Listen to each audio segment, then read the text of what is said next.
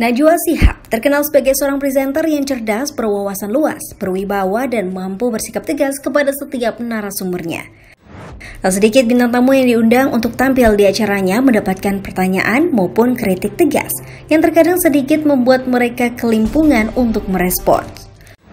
Mau tahu bagaimana mahir dan cerdiknya Najwa Shihab saat berdebat dengan para pejabat negeri? Yuk kita simak 5 momen cerdas Najwa Shihab mewawancarai pejabat negara. Pro kontra Perpu Presiden. Dalam acara Mata Najwa episode Ragu-Ragu Perpu yang tayang pada 9 Oktober 2019 lalu, Najwa Shihab mengundang beberapa pembicara seperti Arteria Dahlan, anggota DPR dari Partai PDI Perjuangan, Profesor Emil Salim, dosen pasca sarjana Universitas Indonesia, dan Ferry Amsari, Direktur Pusat Studi Konstitusi Universitas Andalas sebagai bagian dari 6 narasumber yang hadir. Dalam episode tersebut, mereka membahas tentang keputusan Presiden dalam mempertimbangkan Perpu untuk menyelesaikan polemik UU KPK. Dalam hal ini, kubu sebelah kanan tidak setuju jika ada revisi di Undang-Undang KPK karena dinilai melemahkan mobilitas KPK. Mereka setuju jika Presiden mengeluarkan Perpu yang dapat menyelamatkan posisi dan fungsi KPK di Indonesia. Terbukti KPK berhasil menangkap banyak kakap-kakap partai politik dan sebagainya. Oke. Kenapa kemudian seolah-olah hanya Perpu solusinya? Karena yang undang-undang KPK yang dikeluarkan justru merubah kelincahan KPK yang menyebabkan begitu banyak orang politik tertangkap, terkurung. Sejalan dengan Emil Salim, Ferry Amsari juga setuju jika Presiden mengeluarkan Perpu tersebut. Apakah dipaksakan? Saya jawab dengan simpel, kenapa Perpu? Karena kita ingin tahu Presiden bersama rakyat. Kami hanya ingin tahu Pak Jokowi ini berpihak kemana, itu saja. Namun sebaliknya, pihak kubu politisi justru tidak menyetujui jika Presiden mengeluarkan Perpu. Seperti yang dituturkan oleh Arteria Dahlan ini. Pak Presiden dengan segala hormat harus hati-hati, jangan sampai terjebak ya dengan pendapat-pendapat seperti layaknya ahli yang saya katakan ini bukan ahli, karena ini konsekuensi yuridisnya sangat besar. Revisi undang-undang ini belum dinomorkan, belum diundangkan. Nikmati dulu ya, sampai terbukti memang ada hal ihwal keadaan memaksanya hadir. Dan ketika pendapatnya disanggah oleh Ferry sebagai moderator yang baik, beginilah sikap Najwa. Bagaimana bisa kita nikmati ada orang yang mati? Yang mati apa kaitan sama Perpu? Memang saya tahu Anda tidak ahli. Soal hatian apa yang mau Anda tanya? Udah pasti jagoan saya daripada Anda ya. Oke. Tanpa bermaksud membela, yang jelas Ferry Amsari diundang Presiden untuk didengarkan. Ya nggak ada kaitannya, tapi yang dia lakukan. Baik. Perdebatan berlanjut, Arteria menyatakan kurang setuju dengan cara beberapa pihak yang berdemo ke jalan menolak rancangan revisi UU KPK. Hidup di sini negara hukum. Keberatan atas produk perundang-undangan yang dibuat oleh Presiden dan DPR itu di MK, bukan dengan turun ke jalan desek-desek Presiden ya ngasih pendapat yang sesat. Membela mahasiswa dan rakyat, beginilah respon Najwa Shihab. Bukan turun ke jalan. Jadi Anda sekarang mengkritik mahasiswa yang turun ke jalan. Ada mahasiswa. Padahal dulu di FHUI aktivis juga ini. Zaman dulu ya. Senior di kampus dan aktivis juga. Masa aktivis mau mengkritik teman-teman mahasiswa yang demo juga? Zaman dulu.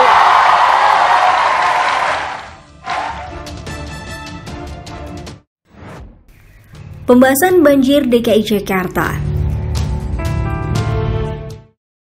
Di acara Mata Najwa episode Ketar-Ketir Banjir yang tayang pada 27 Februari 2020 lalu, Najwa Shihab mengundang Sekretaris Daerah DKI Jakarta Saifullah sebagai salah satu narasumber dalam pembahasan tentang penanggulangan banjir di DKI Jakarta. Awalnya Najwa menyatakan bahwa upaya Pemprov untuk mengantisipasi terjadinya banjir sepertinya tidak maksimal. Karena ujung-ujungnya walaupun diklaim sudah ada antisipasi, banjir tetap terjadi di Jakarta. Pertanyaan saya, antisipasinya apa sampai terjadi banjir? Pengerukan sudah kita lakukan, pembersihan saluran-saluran got-got yang ada. Tapi terjadi juga banjir kedua, berarti tidak maksimal. Kalau soal datangnya banjir, BMKG memperkirakan, tapi besarnya segala macam itu dihitung juga. Melanjutkan penjelasannya, beginilah percakapan mereka. Begitu hadir, itu bukan urusan kita lagi. Yang bukan urusan Pemprov itu yang mana ya? Kalau sudah masuk kepada hujan sudah turun, ya sudah turun. Bukan urusan Pemprov lagi, kalau hujan sudah turun. Dan Najwa Shihab terus meminta kejelasan lebih lanjut. Yang tadi Bapak bilang bukan urusan Pemprov yang mana? Yang bukan urusan Pemprov adalah kenapa hujan itu turun di Pulau Jawa, kenapa hujan itu turun di Bandung, hujan itu turun di Jakarta, itu bukan urusan kita gitu. Oke, jadi ini menyalahkan hujan yang turun. Dan inilah penjelasan Saifullah. Saya rasa cuma orang yang IQ-nya di bawah 100 yang menyalahkan hujan, nggak ada yang menyalahkan hujan. Ini tapi faktanya, bukan urusan Pemprov. Kalau hujan turun di Surabaya, masa urusan Pemprov DKI? Oke. Dan akhirnya mereka kembali ke jalan yang benar. Urusan Pemprov itu yang sudah dilakukan apa, Pak? Urusan Pemprov adalah menyiapkan seluruh infrastruktur, mulai dari saluran kecil PHB sampai saluran besar dan waduk-waduk yang ada di DKI Jakarta. Pembahasan UU dan PP terorisme. Dalam acara Mata Najwa episode Menangkis ISIS yang tayang pada 12 Februari 2020 kemarin, Najwa mengundang anggota Komisi 1 DPR Fadlizon, Guru Besar Hukum Internasional Universitas Indonesia Profesor Hikmahanto Juwana, dan juru bicara Kepresidenan Fajrul Rahman sebagai bagian dari 6 narasumber yang hadir. Setelah membahas panjang lebar mengenai polemik WNI ex-ISIS, di penghujung acara Najwa Shihab menyinggung soal undang-undang terorisme dan peraturan pemerintah yang belum disahkan kepada Fajrul Rahman.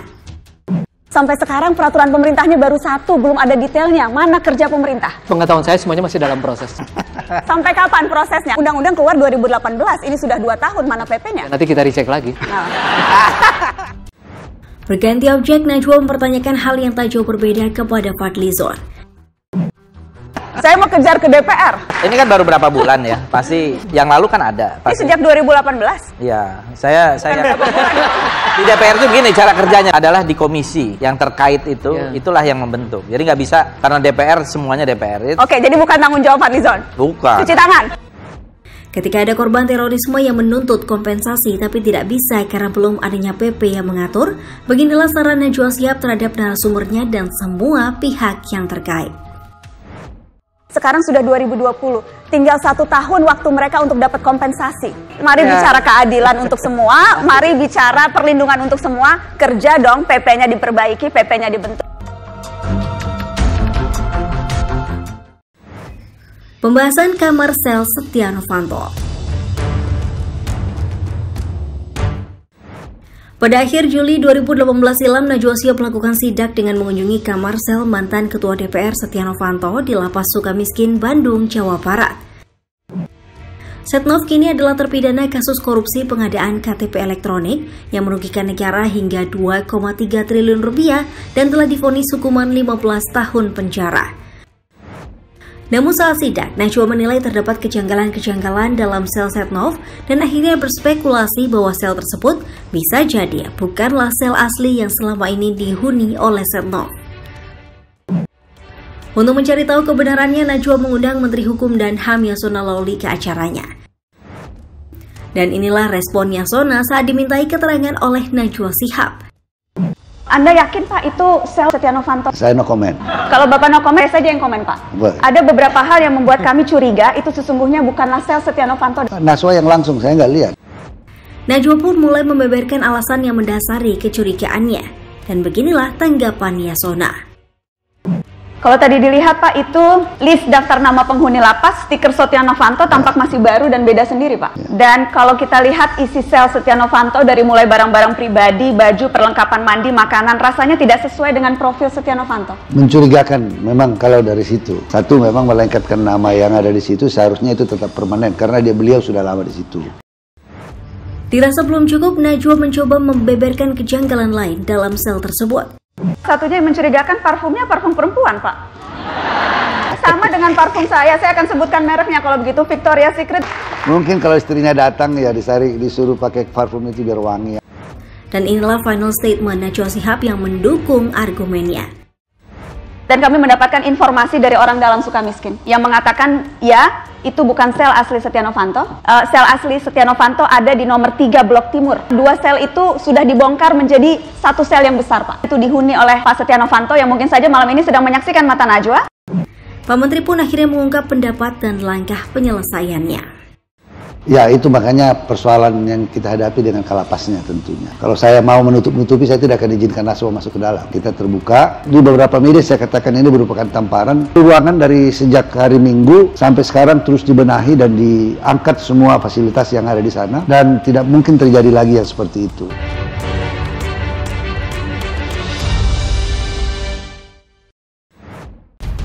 Pro kontra RUU KPK. Di acara Mata Najwa episode Kiamat Pemberantasan Korupsi yang tayang pada 18 September 2019 lalu, Najwa Shihab mengundang pimpinan KPK Laude Syarif, pakar tata hukum negara Universitas Gadjah Mada Zainal Arifin, Ketua Balik DPR Supratman Adi Aktas, Koordinator Divisi Korupsi Politik ICW Donald Faris, dan anggota Komisi 3 DPR RI fraksi PDIP Masinton Pasaribu sebagai bagian dari 5 narasumber yang hadir. Dalam episode ini, Mata Najwa membahas tentang rencana revisi UU KPK yang dinilai melemahkan fungsi KPK dan dianggap terburu-buru pembuatannya. Bahkan revisi pasal-pasal tahun 2019 dalam RUU ini juga dirancang tanpa campur tangan atau sepengetahuan Komisaris Internal KPK. Semua surat menyurat antara pemerintah dan DPR dalam rangka untuk menyelesaikan revisi Undang-Undang KPK itu tak selembar pun yang kami terima. Sepakat dengan Laude Syarif, Zainal Arifin juga mengungkapkan perilaku anggota DPR yang titip absen saat rapat revisi Undang-Undang KPK berlangsung.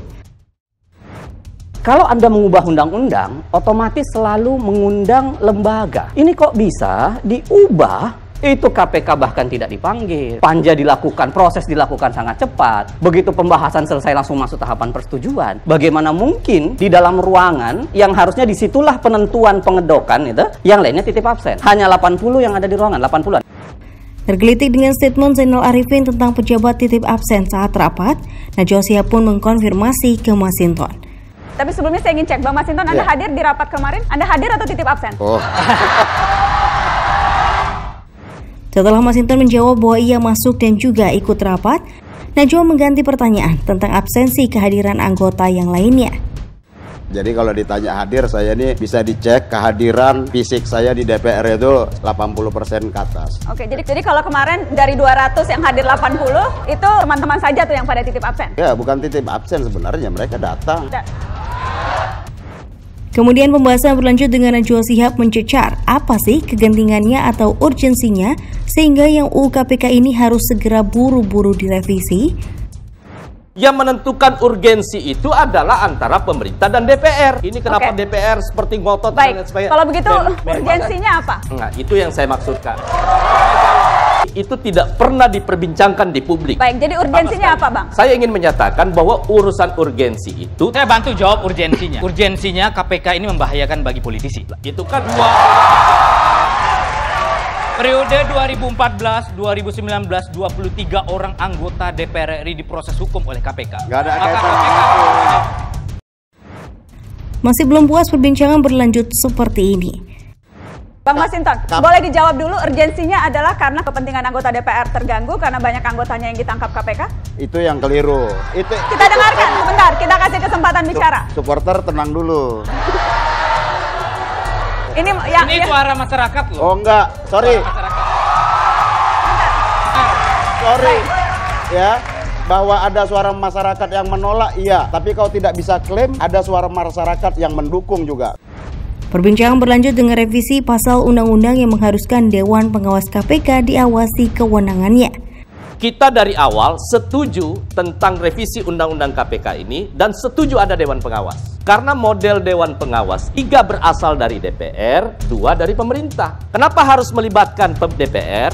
Karena kita tahu persis, sebobrok apapun DPR, mau jelek apapun DPR, itulah faktanya perwakilan kita. Jadi ini pengakuan ya? Bukan, saya hanya mengatakan. Dan inilah alasan mengapa DPR setuju Dewan KPK harus diawasi kewenangannya oleh pemerintah dan juga DPR.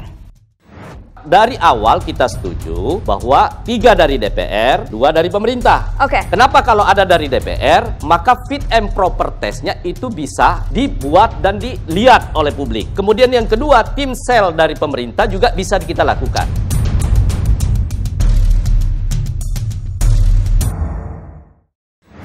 Nah, begitulah sedikit gambaran momen cerdas Najwa Shihab saat beradu argumen dengan para pejabat negara. Sungguh sosok yang berani dan inspiratif ya. Terima kasih telah menonton dan sampai jumpa lagi.